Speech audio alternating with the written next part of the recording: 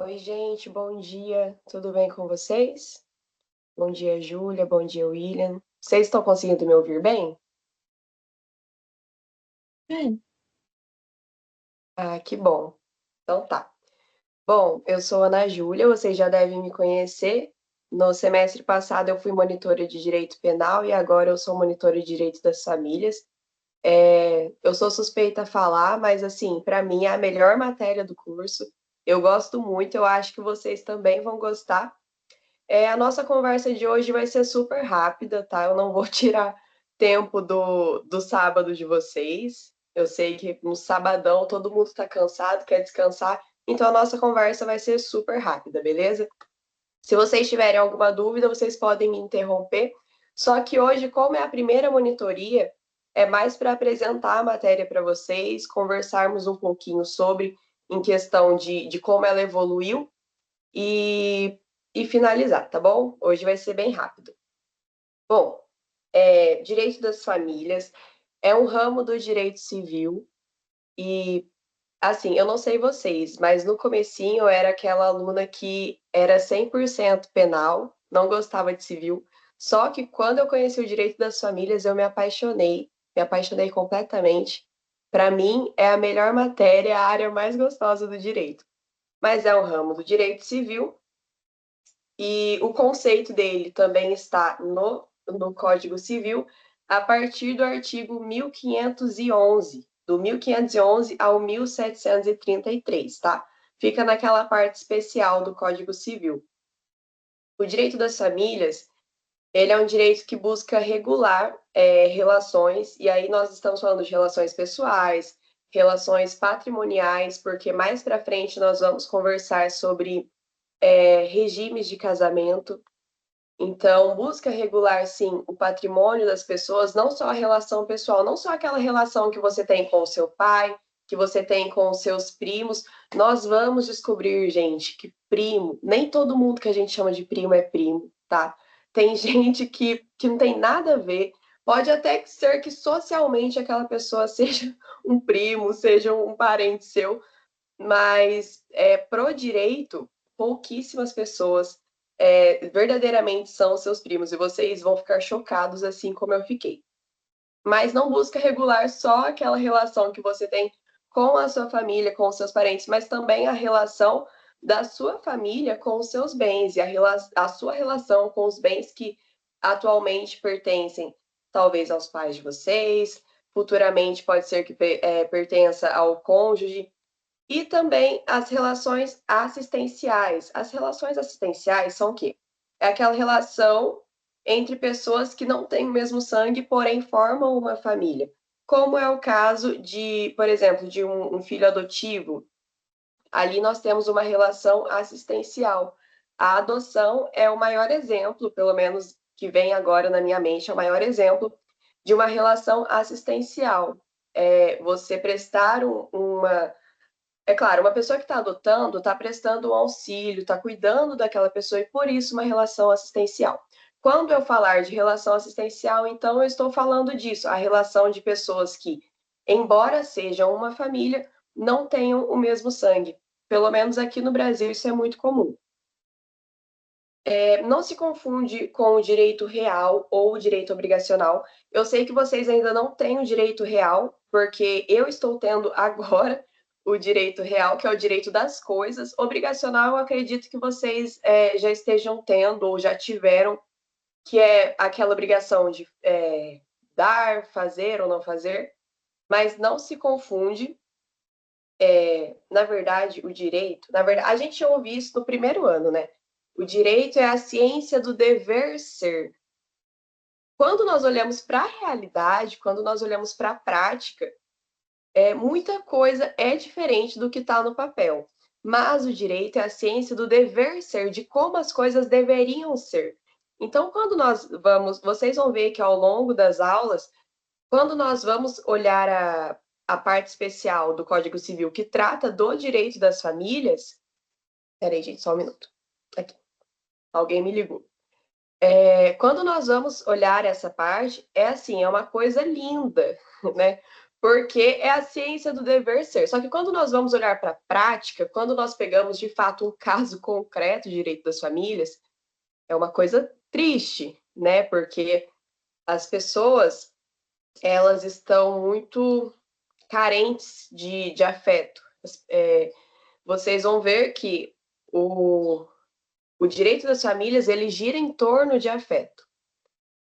Qualquer doutrina que vocês forem procurar vai dizer isso, gira em torno do afeto. O que que quer proteger? Quer proteger a relação pessoal, relação patrimonial, a relação assistencial, só que ligadas ao afeto. Por quê? Porque quando nós falamos de família, pelo menos o que deveria vir à mente das pessoas deveria ser o afeto. Lar, né? Eu não sei se vocês já tiveram a primeira aula. Já deve ter tido a primeira aula, né? Direito das famílias com a Luísa. E aí ela fala de lar, lugar de afeto e respeito. É a ciência do dever ser, gente. Se na realidade muitas pessoas não vivem isso, é uma tristeza. Mas, como eu disse, é a ciência do dever ser. Então, não se confunde com o direito real, que é o direito das coisas, nem com o direito obrigacional. Na verdade, ele é um direito que gira em torno do afeto, tá bom? Ele desenvolve-se em torno do afeto, é a ciência do dever ser, beleza? E também, eu vou mandar para vocês uma cartilha que eu achei, que é muito legal, uma cartilha super simples, de 38 páginas, que a gente lê assim, rapidinho, super gostosinho de ler, que faz um resumão sobre o direito das famílias. E um dos primeiros assuntos, é porque eu tô com o resumo aqui, eu tô lembrando. Um dos primeiros assuntos trata-se da nomenclatura. Porque por muitos anos mesmo, tanto que se vocês forem conversar até mesmo com advogados que possuem muito tempo de experiência, né, de exercício na advocacia, eles vão chamar de direito de família. Ah, mas você atua no direito de família. Esse é um caso para o direito de família. Mas, na verdade, a nomenclatura certa, atualmente, tá? Isso é novo, por isso que a gente dá um desconto até para os advogados, que muitas vezes pode ser que não se atualizem, não atuem nessa área, então, para eles, eles continuam chamando de direito de família. Mas a nomenclatura correta, principalmente para nós que estamos na formação, porque eles até que podem errar, mas a gente não, é direito das famílias e não direito de família. Não é segredo para ninguém que o nosso país, ele é um país preconceituoso. Então, por muitos anos, essa ideia de diversos tipos de família não foi aceita. Antigamente, e aí eu não estou falando de preconceito só com as pessoas que são homoafetivas, não. Eu estou falando até mesmo de mulheres que se divorciavam. Quantos relatos a gente escuta, né, de mulheres que eram agredidas pelo marido, que eram traídas? Eu estou falando de mulheres porque, assim, a cada 100 casos, 98 são com mulheres, mas também tem com homens, tá, gente? Vamos deixar isso bem claro.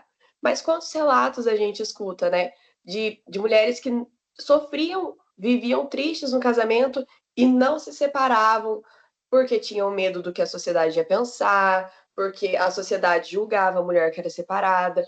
Antigamente, talvez até vocês já tenham escutado essa expressão, ah, porque fulana é desquitada, ah, porque fulano é desquitado. Por quê? Porque o desquite, antigamente as pessoas usavam esse termo desquite para se referir à separação. Hoje em dia nós já não temos mais separação, tá, gente? Nós vamos ver isso nas próximas aulas, mas só adiantando para vocês, nós não temos mais separação, nós temos divórcio. Mas quando as pessoas queriam se referir à separação, elas usavam o termo desquite. Por quê? Porque a pessoa que se separou, ela não estava quite com a lei, não estava quite com os costumes. E por isso as pessoas usavam esse termo. Ah, fulana é desquitada. Então, é só para vocês terem noção do preconceito que existia antigamente. Então, por muito tempo, foi chamado de direito de família. Atualmente, graças a Deus, nós estamos em tempos de evolução, principalmente evolução de pensamento, nós chamamos de direito das famílias. Por quê? Porque não existe só um tipo de família. Para vocês terem ideia, existe a família convivencial. A família convivencial é aquela família que é formada por um casal que vive em união estável que é diferente de casamento. A família matrimonial, que eu acho que é a mais tradicional mesmo, que nós estamos acostumados a ver no nosso dia a dia, que é a família formada por um casamento. Família monoparental, que também não é difícil de nós vermos, que é formado só por um pai e filhos, ou por uma mãe e filhos, não por um casal que tenha filhos, entenderam? Nesse caso, a família monoparental.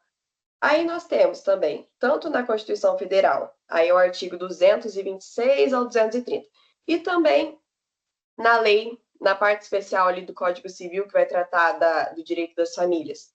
A família anaparental, a família substituta. Quando nós falamos de anaparental, nós estamos falando daquela família que não possui os pais, os verdadeiros pais.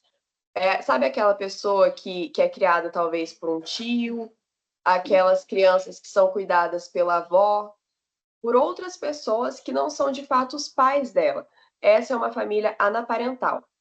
Quando nós falamos de família substituta, nós estamos falando de uma família que é formada, é parecida com a anaparental. Por quê? Porque não tem os pais verdadeiros das crianças cuidando delas.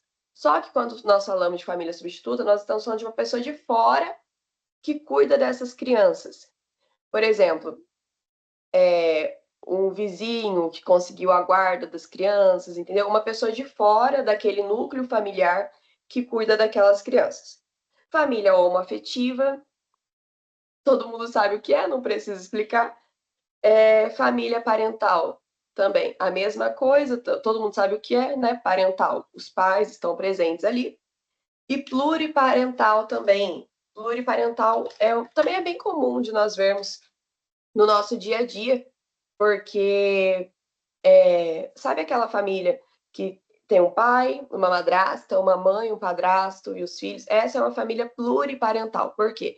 Porque a criança não tem só o pai e a mãe, mas ela também tem uma madrasta e um padrasto. Essas são as classificações de família. E nós também temos, eu não posso esquecer, da família celibatária, que é aquela família que é formada por apenas uma pessoa que é solteira. Ela é solteira, não tem filhos, ela vive sozinha, mas mesmo assim ela está em uma família. Ela é uma família. Que família? Família celibatária. Portanto, ela possui os direitos dela enquanto família, entendeu? Ela mesma forma o próprio núcleo familiar dela. É a família celibatária. Agora, rapidinho, gente, eu já vou liberar vocês, tá? Não vou segurar vocês no sábado, não. Mas eu vou falar rapidinho dos princípios do direito das famílias. Se vocês tiverem alguma dúvida, mais uma vez eu digo para vocês que vocês podem abrir o microfone. Se quiserem abrir a câmera também, fiquem tranquilos, fiquem à vontade, tá bom? Os princípios são poucos, então eu vou falar rapidinho deles. Os nomes também são autoexplicativos, né? Princípio ratio das famílias, ou ratio. Aí nós temos em latim, né? R-A-T-I-O, ratio, ou ratio das famílias, que quer dizer a razão da existência das famílias. E como eu já falei para vocês, pela ciência do dever ser, que o direito é, a razão da existência das famílias é o afeto. O que forma uma família? E de fato, gente, pode ser que depois de um tempo as pessoas acabem perdendo esse valor. Mas qual que é o valor principal que faz com que uma família se forme? É de fato o afeto. Então, nesse sentido, não está errado, não. A razão da existência do direito das famílias é o afeto. A existência das famílias, ela decorre do afeto. E é por isso que eu sou apaixonada, gente, no direito das famílias. Digam para mim, qual outra ciência, qual outra área do direito vai falar de afeto? É só o direito das famílias, gente. É o melhor, entendeu? Mas é o afeto. Então tenham em mente, gravem aqui na cabeça de vocês essa palavra: afeto. Tudo que girar em torno de afeto vai decorrer em algum direito previsto na Lei de Direito das Famílias, tá bom? Igualdade jurídica dos cônjuges, gente. Como eu falei para vocês, durante muitos anos, a mulher ela foi oprimida. Isso é inegável. E quando nós pegamos leis anteriores, por exemplo, o nosso Código Civil ele está em reforma, né? Pode ser que a qualquer momento nós tenhamos um Código Civil novo, mas o Código Civil que nós usamos atualmente, ele é de 2003. Então, assim, antes de 2003, ele era da década de 70, gente. Então, pensa, eram pessoas daquela época que estavam ali escrevendo as leis e legislando, enfim. E se hoje em dia já existe um certo preconceito, né, com a mulher, com as atitudes da mulher, imagina antigamente. Então, antigamente, quem mandava na família era o homem. Quem dava a última palavra é o homem. E é inclusive dessa época que vem, por exemplo, agora partindo um pouco para o direito penal, né? Vocês sabem que eu também já fui monitora de direito penal, então eu gosto muito das duas áreas. E é inclusive nessa época que surge aquela expressão, né? Ah, em briga de marido e mulher não se mete a colher. Por quê? Porque se um homem, por exemplo, ele estava ali batendo, agredindo a esposa dele, as pessoas pensavam assim, ah, mas o que será que ela fez para apanhar dele, assim?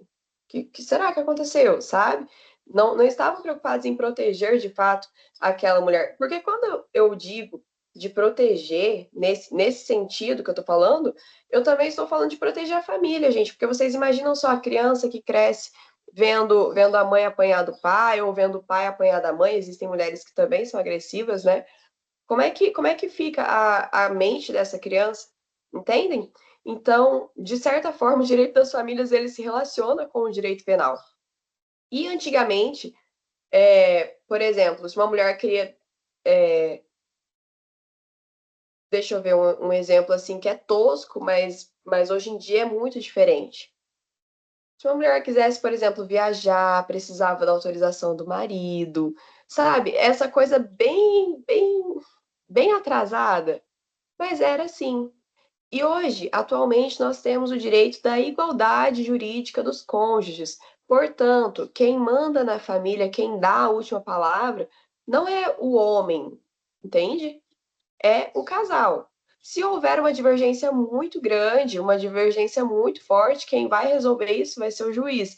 Mas, por exemplo, quem decide sobre a educação dos filhos, por exemplo, é o casal, são os dois. Não existe mais essa prevalência do homem sobre a mulher.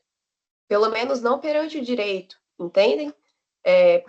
Porque até mesmo porque nós temos, né, o princípio constitucional de que perante a lei nós somos todos iguais, independentemente do sexo, independentemente do credo, enfim, nós somos iguais perante a lei, portanto, quem tem autonomia para decidir as coisas da família é o casal, não somente o homem, ok? Esse é um dos princípios e um dos principais que trouxe essa mudança. Eu acho que a principal mudança foi essa, né? Nós viemos de um certo patriarcado, isso é inegável. Se isso é bom ou ruim, existem diversos debates, existem os prós e os contras, mas isso é inegável. Nós viemos de um patriarcado. Então, hoje, nós temos uma diferença muito grande na forma como pensar a respeito. Então, essa é uma das principais mudanças. Guardem esse princípio, tá, gente? O princípio da igualdade jurídica dos cônjuges. A igualdade jurídica de todos os filhos também. Vocês vão ver nas próximas aulas que os filhos, eles têm que ser tratados de maneira igual. Existem coisas, gente, que assim, na minha opinião, não deveria existir lei para falar, porque é uma coisa muito óbvia. Por exemplo, assim, ué, quem é que não sabe que todos os filhos devem ser tratados de maneira igual? Mas, como forma de prevenção, o direito quis colocar esse dispositivo, principalmente na Constituição, tá? A Constituição assegura o direito dos filhos de serem tratados de maneira igual, e quando nós falamos de maneira igual, nós estamos falando, por exemplo, assim, se um pai quer beneficiar um filho e ele quer deixar tudo para um filho só e o outro filho sem nada, sabe? Por exemplo, essa ideia bem de novela, assim, ah, porque o meu pai gosta só do meu irmão, ele vai deixar a herança toda para ele. Então, A Constituição assegura esse direito dos filhos de serem tratados de maneira igual. Então, nós temos esses dois princípios de igualdade: igualdade dos cônjuges perante a lei, igualdade jurídica, e também a igualdade dos filhos para com os pais, a igualdade de tratamento da qual eles são merecedores, ok? Princípio do pluralismo familiar, que nós já conversamos, que é aquela pluralidade, diversidade de tipo de famílias, família celibatária, família anaparental, a família monoparental, vários tipos de família. É o princípio da pluralidade, que é o princípio, inclusive, que trouxe a mudança da nomenclatura que nós acabamos de conversar, né? Que antes era direito de família e depois direito das famílias, o princípio da pluralidade familiar. O princípio da consagração do poder familiar, que aí tem muito a ver com o princípio da igualdade dos cônjuges, por quê? A consagração do poder familiar, nós vamos falar nas próximas aulas também do poder familiar. Antigamente, quem mandava na casa era somente o homem. Quem mandava nos filhos, somente o homem. Ah, porque a mãe pensa de um jeito, mas o pai pensa de outro. Não dá ideia para sua mãe, você tem que fazer o que eu quiser, o que eu mando. Hoje nós temos o princípio da consagração do poder familiar. Hoje, quem manda nos filhos são os dois. Mas aí é do mesmo jeito da igualdade jurídica dos cônjuges. Se houver uma divergência muito grande, uma divergência muito forte, o que vai acontecer? É o juiz quem vai decidir o melhor para aquela criança. Mas, a princípio, como é a ciência do dever ser, como deveria ser, os pais deveriam conversar e entrar em um consenso. É claro que é a ciência do dever ser. Quando nós vamos olhar para a prática, muitas vezes isso, infelizmente, não acontece. Mas quem manda nos filhos são os dois. Quem tem o direito e o dever de zelo pelos filhos são os dois, não somente o homem, tá bom? O princípio da liberdade, que é um princípio muito legal também, que é o princípio de você escolher, sabe? É o princípio de você escolher se você quer casar ou não, se você quer ter filhos ou não. É o princípio que traz a ideia de que você escolhe para qual família você quer pertencer, entendeu? Que tipo de família você quer ter? Ah, você quer ser uma família celibatária? Beleza. Você quer uma família matrimonial? Beleza. Você quer uma família que tenha filhos, uma família que não tenha filhos? Beleza. Princípio da liberdade. Ninguém é obrigado a, por exemplo, fez 18 anos, você é obrigado a casar. Não, isso não existe, tá, gente? Pelo menos no Brasil, graças a Deus, não existe. A pessoa escolhe. Ah, quero casar? Beleza. Não quero casar? Beleza. Ninguém é obrigado a casar, ninguém é obrigado a não casar, todo mundo tem a liberdade. Princípio da liberdade de escolha, tá bom? Todo mundo escolhe para qual família quer pertencer. Respeito da dignidade da pessoa humana, esse aqui é clichê, tá, gente? Esse aqui eu não precisava nem falar. Por quê? Porque qualquer área do direito, não só o direito das famílias, nós falamos dele também no direito penal, qualquer área do direito, o direito em si, gente, ele gira em torno da dignidade da pessoa humana. Por que que nós, operadores do direito, existimos? Para garantir a dignidade da pessoa humana. O direito existe para isso. Então, eu nem preciso me alongar aqui o princípio da dignidade da pessoa humana. Porque vocês concordam que se uma pessoa ela vem de uma família equilibrada, ela cresce com mais dignidade, isso é inegável, gente, é inegável. Infelizmente, muitas crianças vêm de lares conturbados, como eu falei, de pais que se agridem, de pai e mãe que um fica falando mal do outro para o filho, enfim. Aí o que acontece? Ela cresce com menos dignidade do que aquela criança que vem de uma família equilibrada, vamos dizer assim. Então, eu nem preciso me alongar, né? Tem tudo a ver. A dignidade da pessoa humana com uma família que gira em torno do afeto. Isso eu nem preciso me alongar aqui. É o princípio da solidariedade, que diz que todas as pessoas da família devem se ajudar. Nós vamos ver isso principalmente quando nós formos falar de alimento. Alimento é a pensão alimentícia, né? Como nós conhecemos. Por exemplo, assim, se um pai não pode pagar a pensão do filho. Quem é que tem que pagar? O avô. Por quê? Porque a criança não pode ficar desamparada. Mas esse princípio da solidariedade diz que todas as pessoas da família devem se ajudar.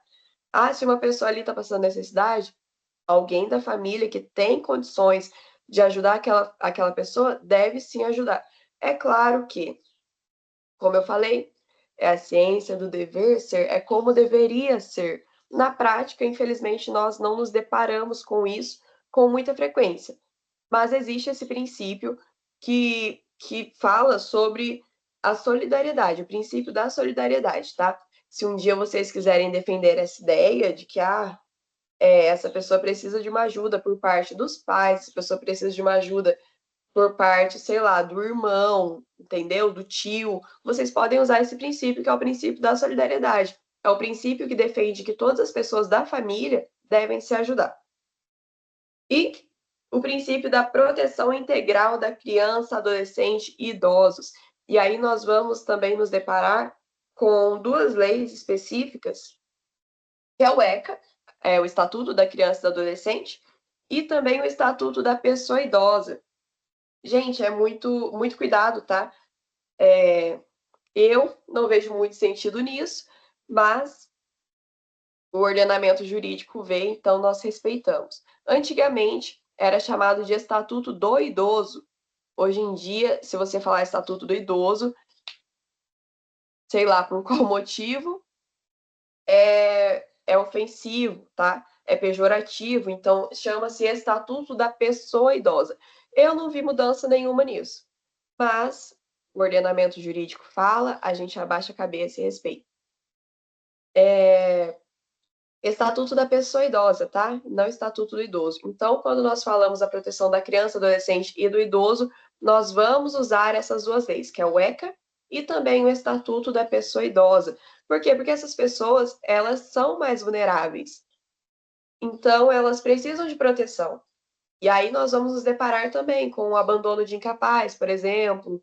É isso aí que nós vamos conversar mais para as próximas aulas, mas só para vocês terem uma noção, assim, mais ou menos. Uma pessoa idosa não pode ficar desamparada, alguém tem que cuidar dela. Isso é um pouco óbvio, eu acho que não precisava de uma lei para dizer isso, mas existe como forma de prevenção, entende? Assim como o direito dos filhos, assim como eu falei do direito de igualdade dos filhos, existe como uma forma de prevenção, tá bom? O princípio da afetividade, já falei para vocês, guardem na cabeça a palavra afeto. Tudo que proteger o afeto, a relação de afeto da família, deve ser considerado, tá bom? Tudo aquilo que proteger o afeto entre aquele núcleo familiar deve ser considerado, deve ser ajudado, deve ser apoiado, tá bom? Princípio da afetividade. Por quê? Porque a razão da existência das famílias é o quê? Justamente o afeto. E também, por último, já finalizando, andando aqui para o finalzinho da nossa conversa, o princípio da função social da família.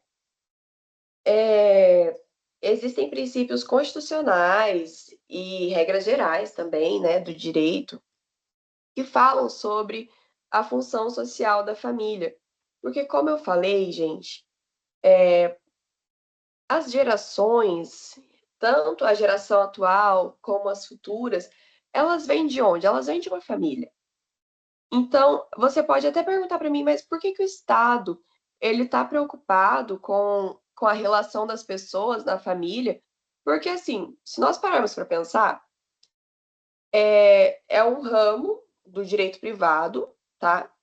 Só que tem um interesse do Estado, tem normas de ordem pública, existe um equilíbrio, tá? No direito das famílias, existe um equilíbrio da questão da importância que o Estado dá para isso e também o direito privado, porque vocês podem pensar, alguns assuntos são completamente privados, completamente particular, entendeu? Porque o regime de casamento, por exemplo, que eu quero escolher é completamente particular. Porque eu quero a comunhão universal, porque eu quero a separação total, entendeu? Completamente particular. O Estado não tem que me dizer, você tem que casar usando esse regime, até mesmo porque se fizesse isso, estaria violando o princípio da liberdade que nós acabamos de conversar. Então vocês podem pensar, mas por que que o Estado se interessa? É exatamente por isso. Ele pode não me obrigar a casar e me dizer qual regime eu devo usar, mas ele pode, por exemplo, se importar, como é que eu posso dizer, entre aspas, tá, gente? Se intrometer na forma com a qual eu estou criando os meus filhos. E aí nós estamos falando o quê? Do princípio da proteção da criança e do adolescente, que nós acabamos de falar também.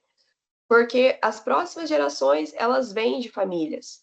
Então, os próximos cidadãos brasileiros, eles vêm de famílias. E, tendo em vista o núcleo familiar que essas pessoas vivem, o Estado busca, sim, oferecer uma qualidade de vida, a dignidade da pessoa humana, busca proteger essas pessoas que às vezes são vulneráveis, entende? Então, existe esse equilíbrio de questão de ordem pública e direito privado. Por quê? Porque é sim um ramo do direito privado, não é direito público, mas existe o interesse do Estado no direito das famílias. Por quê? Por conta da função social da família. É a família que forma os futuros cidadãos e por isso o Estado ele se interessa pelo pela forma com a qual a família ela se desenvolve, ela se trata, com a forma com a qual as pessoas se tratam dentro daquele núcleo familiar. Beleza, gente?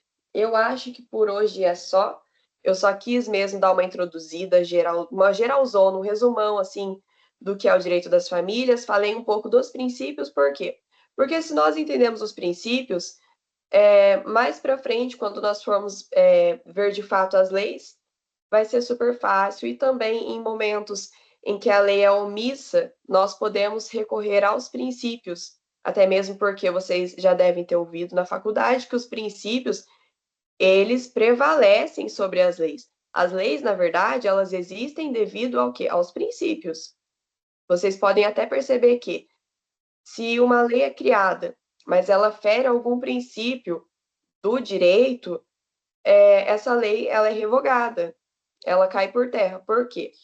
Porque o princípio não pode ser violado. Então, em muitos momentos, pode ser que a gente se depare com casos em que a lei é omissa, que a lei não diz nada. E aí nós recorremos ao princípio. Nós falamos, não, mas segundo o princípio tal, tal, tal, isso não pode ocorrer.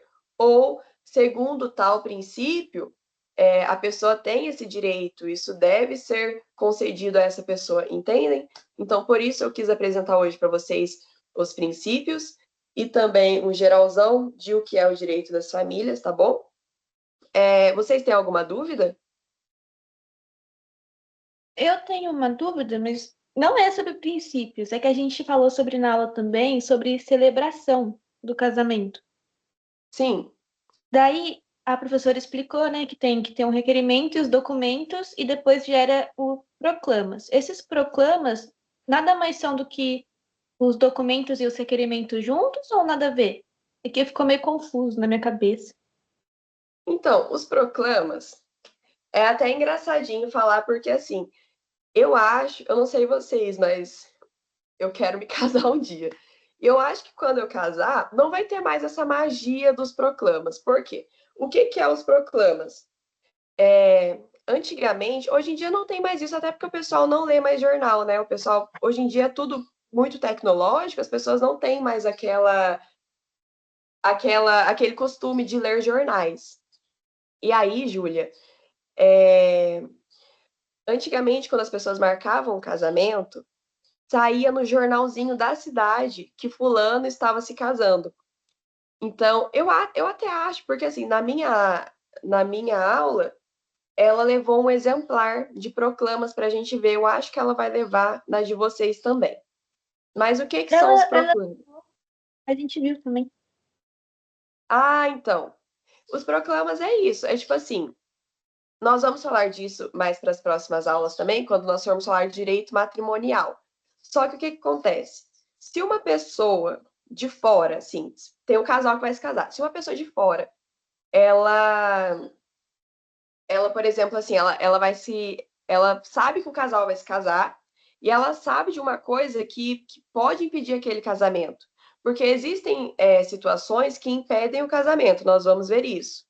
A pessoa já é casada, por exemplo, os noivos são parentes de determinado grau que não pode ser para casar. Então, se uma pessoa sabe de algum impedimento, ela precisa ter ciência que aquele casal vai se casar para quê? Para impedir aquele casamento, entende? Então, essa era a ideia dos proclamas. Uma coisa bem de novela, tá, gente? Porque na vida real, eu acho que isso não deve acontecer muito. Imagina, o casal tá lá se casando no cartório, chega alguém e fala, não, para o casamento, entendeu? É uma coisa bem de novela. Mas, como eu falei, o direito, ele gosta de se prevenir, né? E os proclamas nada mais é do que o anúncio do casamento. Eu acredito que hoje em dia os proclamas ele deva ocorrer, tipo assim, de forma virtual, né? Talvez no site do cartório. Como nós estamos em cidades pequenas, né? Cidades de interior, talvez até eles coloquem no mural do cartório, né? Os proclamas. Ah, no dia. Hoje é 13, né? No dia. E olha que coincidência, hoje a minha cunhada vai se casar. Então, vou usar ela como exemplo aqui. No dia 13 de setembro de 2025, Raíssa vai se casar com o Marcos, entendeu? Aí coloca lá o nome, o horário, para que as pessoas tenham ciência. É claro que isso é só teoria, porque assim, gente, quem é que vai no cartório todo dia para olhar quem é que vai casar? Ninguém. Ninguém. Isso é só uma teoria. Mas os proclamas é isso. Porque, na verdade, o nome já diz, né? Proclamas, é um anúncio. A pessoa está anunciando que vai se casar com essa finalidade de que, se alguém souber de algum impedimento, a pessoa ela deve interromper aquele casamento, mas a gente sabe que isso na prática não acontece. Mas os proclamas nada mais são do que isso. Depois que uma pessoa marca o casamento, vai ter um anúncio, até a data do casamento fica o anúncio ali, de que a pessoa vai se casar, e é só isso, tá? Mais alguma Tá bom, dúvida? obrigada. Já ajudou. Imagina, imagina. Mais alguma dúvida? Eu não tô tendo acesso ao chat? Peraí, gente.